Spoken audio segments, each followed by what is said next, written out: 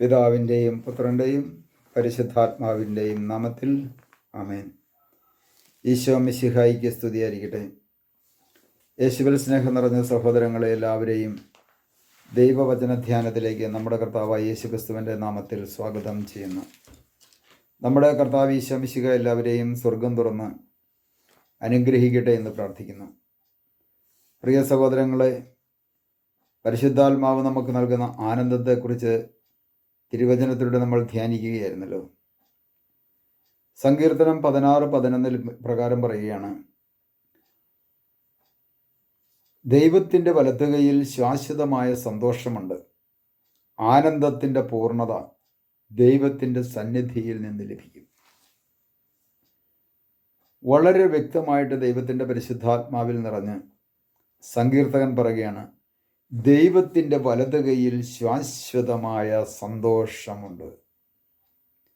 ശാശ്വതമായ സന്തോഷം, ഒരിക്കലും നശിച്ചു പോകാത്ത, ഒരിക്കലും നഷ്ടപ്പെട്ട് തീർന്നു പോകുന്നതല്ല, ഒരിക്കലും നഷ്ടപ്പെടാത്ത, ഒരിക്കലും നശിച്ചു പോകാത്ത സന്തോഷം, ആനന്ദം ദൈവകരങ്ങളിലുണ്ട്.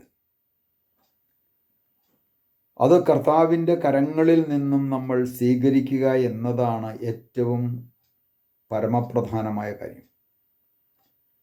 കാരണം ദൈവത്തിൻ്റെ കയ്യിൽ ശാശ്വതമായ സന്തോഷമുണ്ട്, ആനന്ദത്തിൻ്റെ പൂർണ്ണത ദൈവത്തിൻ്റെ സന്നിധിയിൽ നിന്ന് നമുക്ക് ലഭിക്കുമെന്നാണ് കർത്താവിൻ്റെ വചനം നമ്മളെ ഓർമ്മിപ്പിക്കുന്നത്. ആനന്ദത്തിൻ്റെ പൂർണ്ണത. പ്രിയ സഹോദരങ്ങളെ, ഇന്ന് പലരും നമ്മുടെ ജീവിതത്തിൽ ഒരു ചെറിയ പ്രശ്നങ്ങളോ പ്രതിസന്ധികളോ ഉണ്ടാകുമ്പോൾ നാം ഓരോരുത്തരും ദൈവത്തിങ്കിലേക്ക് നോക്കിയിരിക്കേണ്ടതിന് പകരം പ്രശ്നങ്ങളിലേക്ക് നോക്കും.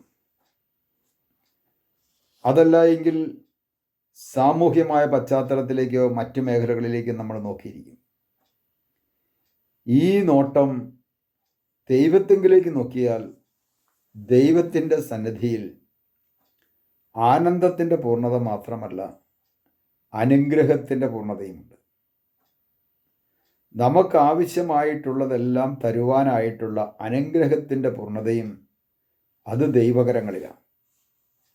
ആ ദൈവകരങ്ങളിലേക്ക് നാം നമ്മുടെ ജീവിതത്തെയും പ്രശ്നങ്ങളെയും എല്ലാം വെച്ചു കൊടുക്കുമ്പോൾ ഈ പ്രശ്നങ്ങളെയെല്ലാം വലിയ ആനന്ദമാക്കി മാറ്റുവാൻ നമ്മുടെ കർത്താവിന് സാധിക്കും.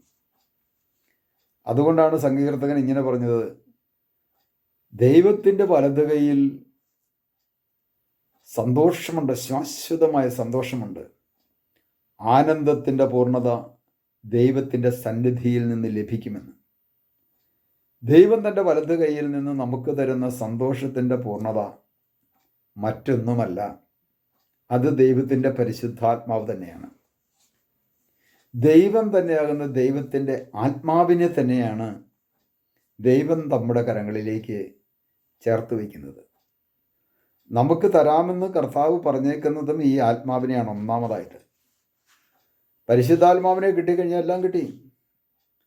ആ പരിശുദ്ധാത്മാവിന് വേണ്ടി ദാഹിച്ച് പ്രാർത്ഥിച്ച് ആ പരിശുദ്ധാത്മാവിൽ നിറഞ്ഞ ഒരു ജീവിതം നയിക്കാൻ തുടങ്ങിക്കഴിഞ്ഞാൽ ഈ ലോകത്തിൽ നിന്ന് ഏതെല്ലാം തരത്തിലുള്ള പ്രശ്നങ്ങളോ പ്രതിസന്ധികളോ വന്നു കഴിഞ്ഞാലും അതിനെയെല്ലാം അതിജീവിച്ച് അതിനെല്ലാ പ്രശ്നങ്ങളെയും പ്രതിസന്ധികളെയും നമ്മുടെ കാൽച്ചുവട്ടിലാക്കി സന്തോഷിച്ച് ദൈവത്തോട് ചേർന്ന് നമുക്ക് മുമ്പോട്ട് പോകുവാൻ സാധിക്കും.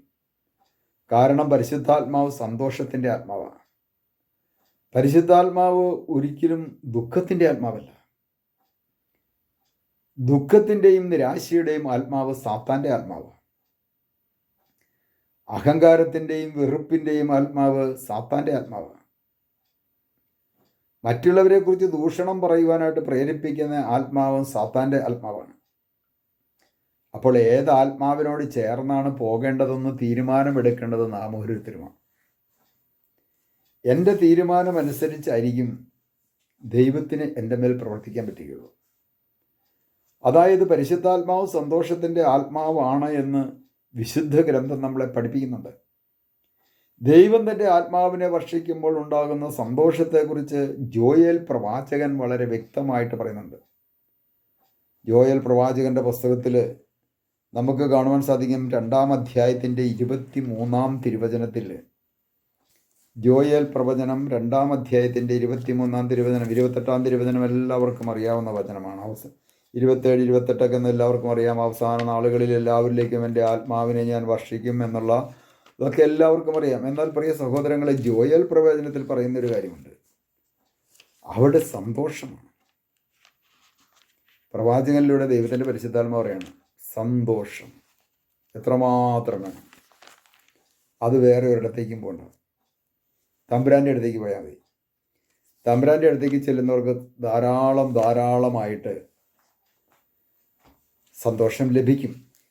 2-ാം അധ്യായം വായിക്കുമ്പോൾ നമുക്ക് കാണുവാൻ സാധിക്കും. 2-ാം അധ്യായത്തിൻ്റെ 3 മുതലുള്ള തിരുവചനത്തിൽ വളരെ വ്യക്തമായിട്ട് ഇത് 3 മുതലുള്ള തിരുവചനം മുമ്പോട്ട് വായിച്ച് വരുമ്പോൾ 23-ാമത്തെ തിരുവചനത്തിലേക്ക് വരുമ്പോൾ നമുക്ക് കാണുവാൻ സാധിക്കും. അവിടെ ഇങ്ങനെ പറയാണ്, സിയോൻ മക്കളെ ആനന്ദിക്കുവിൻ, നിങ്ങളുടെ ദൈവമായ കർത്താവിൽ സന്തോഷിക്കുവിൻ.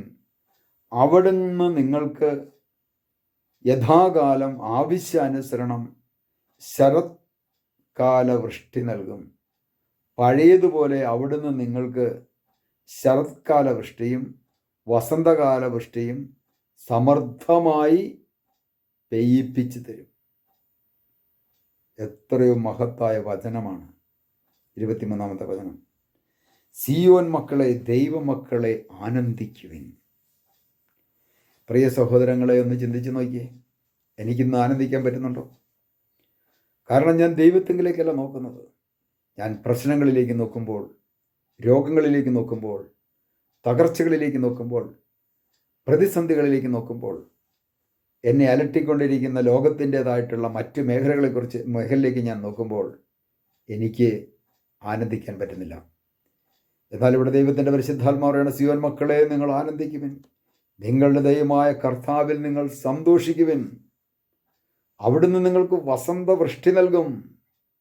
അനുഗ്രഹം ജീവിതത്തിലേക്ക് കവിഞ്ഞൊഴുകും. നമുക്കൊരു നിമിഷം പ്രാർത്ഥിക്കാം. കർത്താവായ യേശുവേ, അവിടുത്തെ ആനന്ദത്താൽ ഞങ്ങളെ ഓരോരുത്തരെയും അവിടുന്ന് നിറയ്ക്കണമേ. കർത്താവേ, അങ്ങയുടെ ആനന്ദം അങ്ങയുടെ ആത്മാവ് തന്നെയാണല്ലോ. അങ്ങയുടെ പരിശുദ്ധാത്മാവിനെ ഞങ്ങൾക്ക് ലഭിച്ചു കഴിയുമ്പോൾ ഞങ്ങൾ ഓരോരുത്തരും ആനന്ദം കൊണ്ട് നിറയുമല്ലോ. പരിശുദ്ധാത്മാവായ ദൈവമേ, ഞങ്ങളിൽ വന്ന് നിറഞ്ഞ് പ്രശ്നങ്ങളും പ്രതിസന്ധികളും നിങ്ങളുടെ മുമ്പിലുണ്ടാകുമ്പോൾ അതിനെല്ലാം കാൽച്ചുവട്ടിലാക്കി കർത്താവിൽ ആനന്ദിച്ച് കർത്താവിനെ മഹത്വപ്പെടുത്തി ജീവിക്കുവാനുള്ള കൃപ ഞങ്ങൾക്ക് ഓരോരുത്തർക്കും നൽകി അനുഗ്രഹിക്കണമേ.